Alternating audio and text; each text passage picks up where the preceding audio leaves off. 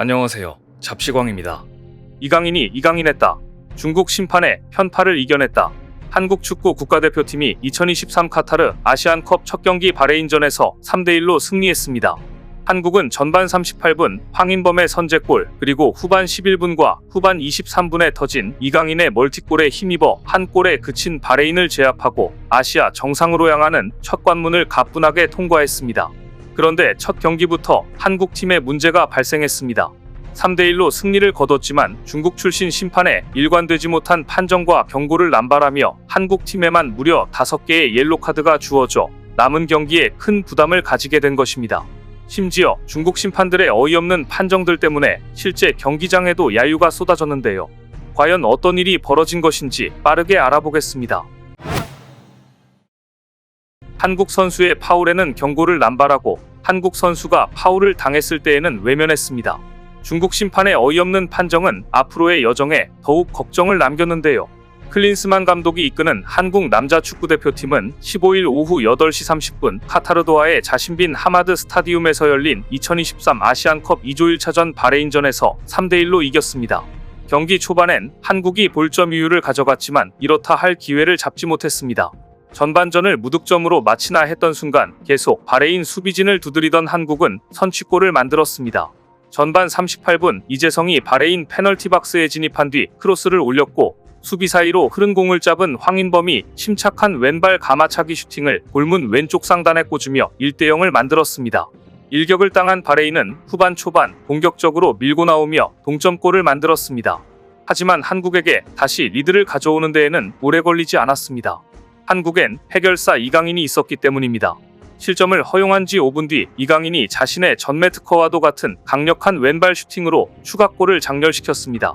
후반 11분 김민재의 전진 패스를 받은 이강인이 페널티 박스 중앙에서 왼발 가마차기 슈팅을 시도해 골대 안쪽을 때린 후 바레인의 골네트를 흔들었습니다. 완벽한 궤적을 이루면서 원더골을 만들어낸 것입니다. 그리고 나서 곧바로 이강인은 또 한 번 빛났습니다. 후반 23분 페널티 박스 오른쪽에서 황인범의 전진 패스를 받은 이강인은 오른발 접는 동작을 통해 상대 수비수를 제친 뒤 침착한 왼발 슈팅으로 3대1을 만들었습니다.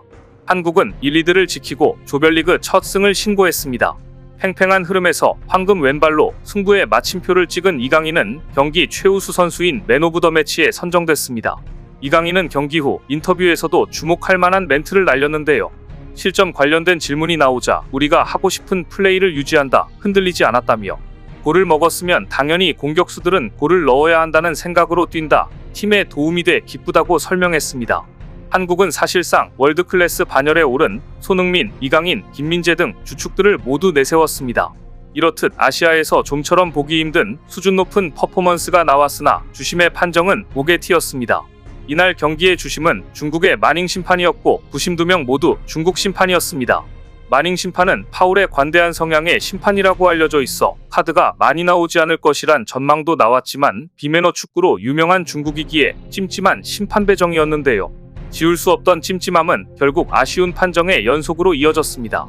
중국 출신의 마닝 주심은 전반 9분 박용우를 시작으로 전반 13분 바레인의 역습을 저지하려 어깨 싸움을 펼친 김민재에게 곧바로 옐로카드를 꺼냈습니다.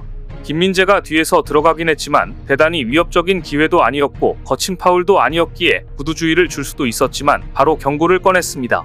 또 전반 28분 이기재 역시 상대의 역습을 위쪽에서 저지하는 과정에서 손으로 상대를 살짝 밀었지만 주의 없이 바로 경고를 받았습니다.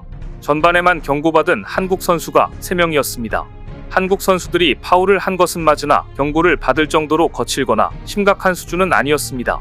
주심은 바레인 선수들이 강하게 항의하면 뒤늦게 주머니에 손을 넣은 뒤 카드를 꺼내는 등 판정에 확신도 없었습니다. 물론 이러한 엄격한 판정이 양팀에게 모두 해당됐다면 이해되겠지만 중국 주심은 바레인의 파울에는 관대했습니다. 전반 16분 바레인 선수가 손흥민을 명백한 태클로 쓰러뜨렸지만 경고는커녕 주의도 나오지 않았습니다. 전반 27분 오른쪽 측면에서 바레인 선수가 이강인을 대놓고 잡아 넘어뜨리며 돌파를 저지했지만 이 역시 정상 진행됐습니다. 바레인의 거친 플레이는 후반전에도 계속됐습니다. 후반 1분 왼쪽 측면에서 공을 받는 손흥민을 향해 바레인 선수가 뒤에서 달려들어 몸을 강하게 부딪혔습니다.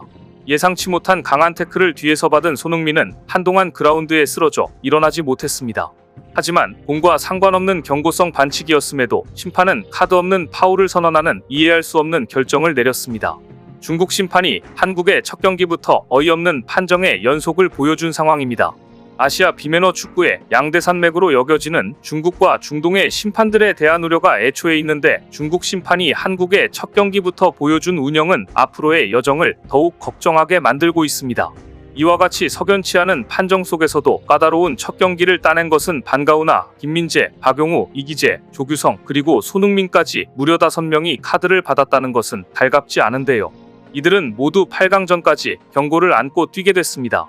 만약 8강전에서 경고를 받는다면 준결승전에 나설 수 없습니다. 우승에 도전하는 한국 입장에서는 첫 경기부터 중국 심판의 경고난발 때문에 앞으로 남은 경기에 영리한 선수 기용과 조심스러운 플레이가 더욱 필요해졌습니다. 오늘 준비한 소식은 여기까지입니다. 댓글을 통한 여러분들의 많은 의견 기다리겠습니다. 시청해주셔서 감사합니다.